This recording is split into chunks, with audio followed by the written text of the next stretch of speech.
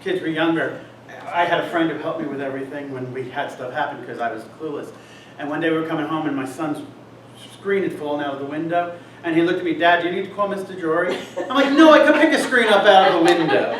We're having a kitchen, starting a kitchen remodel, and I told my friends who are doing it because they're in construction, I said, this is the amount I'm working with, don't tell me anything else, I don't care. Just everything Diane wants you to do, you do that, I don't care. But I really, that's incredible.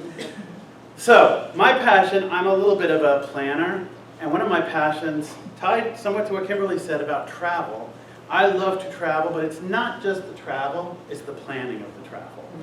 Just as a prop, this is my itinerary for this meeting. I mean, from everything from when we're leaving on the plane, to when we're leaving, coming back on the plane, to every session I'm attending, my reservations for dinner. I do this when we travel, both as a family, when my wife and I go somewhere. I did this for my honeymoon. You know, I really... I want to see that one. I love... You're going to leave that out.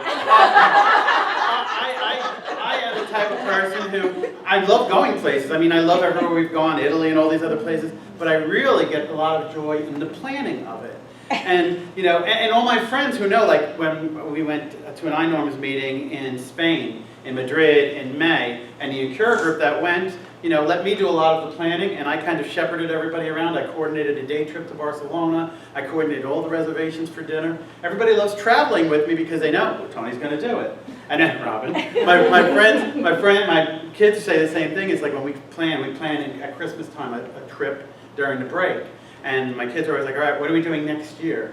And we were going to do New York City in December. And that was all planned. I already had a place booked, and I started all the planning on Facebook. I downloaded the, you know, things to do in New York City. I was ready to do it. And then my daughter-in-law got pregnant, and she's due December 7th.